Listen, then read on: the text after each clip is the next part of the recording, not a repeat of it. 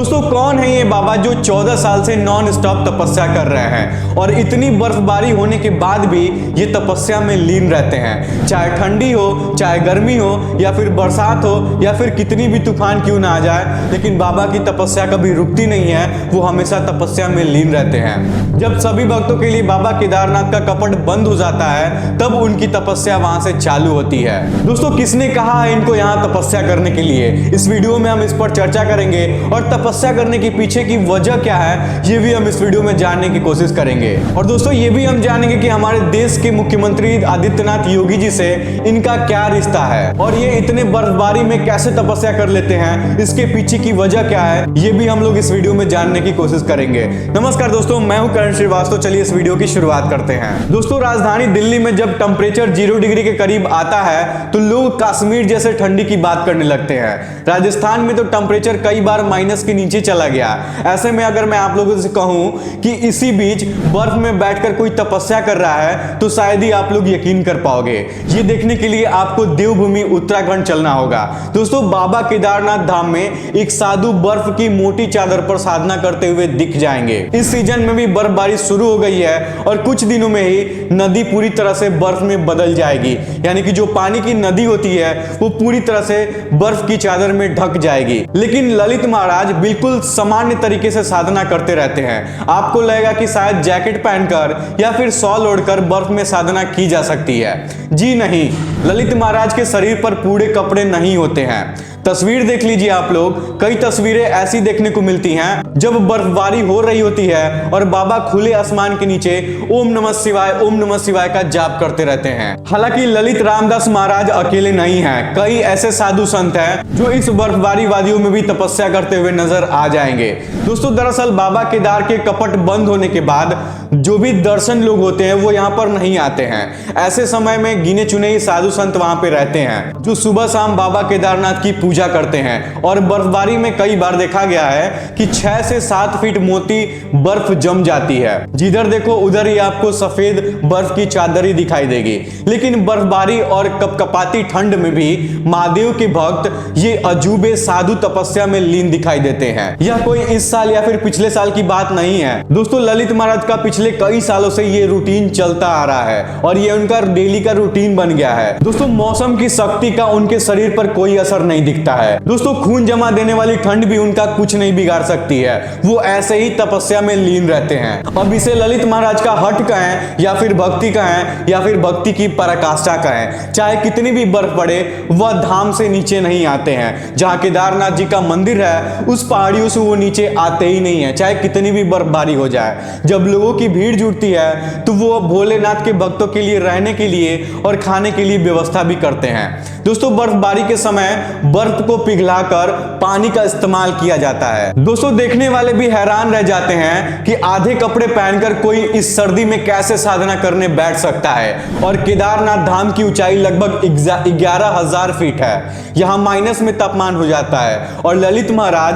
बेजुबान कुत्तों को खाने पीने का भी इंतजाम करते हैं। और ललित महाराज 2013 में आई आपदा के बाद से इसी तरह कपाट बंद होने के बाद भी केदारनाथ धाम में रहते हैं। कुछ तस्वीरें देखकर तो आप भी हैरान रह जाएंगे। एक तस्वीर में केदारनाथ धाम बर्फ से ढका दिखाई देता है और ठीक सामने उनका आधा शरीर बर्फ में होता है। इसे आस्था का चमत्कार कह सकते हैं या फिर ललित महाराज की तपस्या। दोस्तों ललित महाराज को उत्तराखंड के लोग बाबा बर्फानी भी कहते हैं। मंदिर से करीब 1 किलोमीटर दूर ललित महाराज जी का अपना आश्रम भी है और उत्तराखंड के लोगों के लिए ललित महाराज एक जाने पहचाने नाम है। वह मूल रूप से अल्मोड़ा जिले के रहने वाले हैं और बचपन से ही उन्होंने अपना घर बार छोड़कर अध्यात्म की राह पकड़ ली। एक इंटरव्यू में उन्होंने बताया कि 2013 में आपदा के बाद जब केदारनाथ धाम का नजारा देखकर दुखी हो गए और मन में ठान लिया कि अब कहीं नहीं जाना है और वो 365 दिन यहीं रहकर बाबा की आराधना, साधु संतों और श्रद्धालुओं की सेवा करेंगे।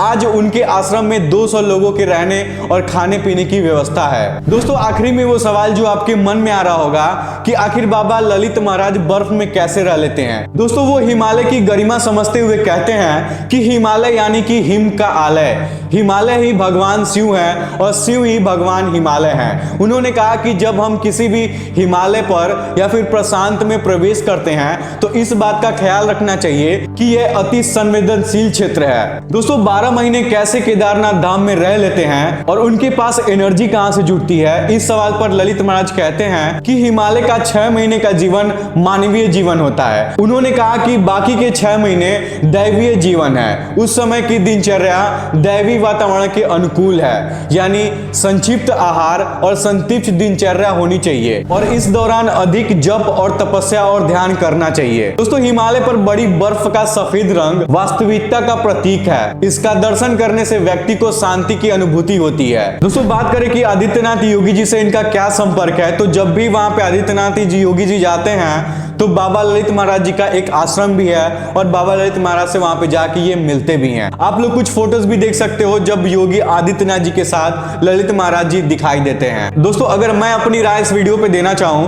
तो देखो, जो बर्फ में लोग रहते हैं उनकी जो बॉडी होती है वो उस चीज को एडॉप्ट कर लेती है। अगर आप भी सालों साल 2-3 साल 4 साल लगातार बर्फ में रह लोगे या फिर वहां के टेम्परेचर में को आप एडॉप्ट कर लोगे तो आपकी बॉडी उस टेम्परेचर को सहने की क्षमता बना लेगी। आप भी उस टेम्परेचर को सह सकते हो, यानी कि जब आप भी वहां पे बैठ के नॉर्मल कपड़ों में तपस्या करना चाहोगे या फिर घूमना फिरना चाहोगे तो आपको भी उस टेम्परेचर का बिल्कुल भी प्रभाव आपके बॉडी पे नहीं पड़ेगा, क्योंकि आपकी जो बॉडी है उस टेम्परेचर को एडॉप्ट कर चुकी होगी। और शायद इसी वजह से बहुत सारे लोग तपस्या करते हैं बर्फबारी में बैठ के, लेकिन फिर भी इतना कोई नहीं करता है। दोस्तों ऐसे बहुत सारे देश है जहां पे इससे भी ज्यादा टेम्परेचर -60 तक -70 तक नापा गया है और वहां के लोग भी अपनी जिंदगी जीते हैं। आप लोग जापान या फिर उससे आगे भी बहुत सारे ब्लॉगर्स हैं, वीडियोस बनाते हैं, आप लोग उनकी वीडियोस देख सकते हो। ऐसे भी बहुत कंट्री है जहां पे बहुत ज्यादा टेम्परेचर होता है लेकिन लोग वहां पे रहते हैं। लेकिन हाँ, वो अलग बात है कि वो अपने आप को प्रोटेक्ट करके रहते हैं, लेकिन ये बाबा बिना कपड़ों के बर्फों में बैठ के 6 से 7 फीट मोटी चादर के बर्फ में बैठ के ये तपस्या करते हैं। ये बहुत ही अद्भुत बात है। फिलहाल इस वीडियो में इतना ही। आप लोग इस पे अपनी क्या राय देना चाहेंगे? अगर कुछ लोगों की मानसिकता है वो आप लोग कमेंट करके थोड़ा सा बताइएगा कि ऐसे लोग कैसे कर पाते हैं, कैसे तपस्या कर पाते हैं बिना कपड़ों के और इतनी ठंड में कैसे रह पाते हैं। थोड़ा हमें भी आप लोग जानकारी दीजिएगा और कमेंट बॉक्स में अपनी राय भी जरूर दीजिएगा। चलिए फिलहाल इस वीडियो में इतना ही। मिलता हूं आप लोग से अगली वीडियो में। वीडियो अच्छा लगा हो तो वीडियो को लाइक और चैनल को सब्सक्राइब जरूर करिएगा।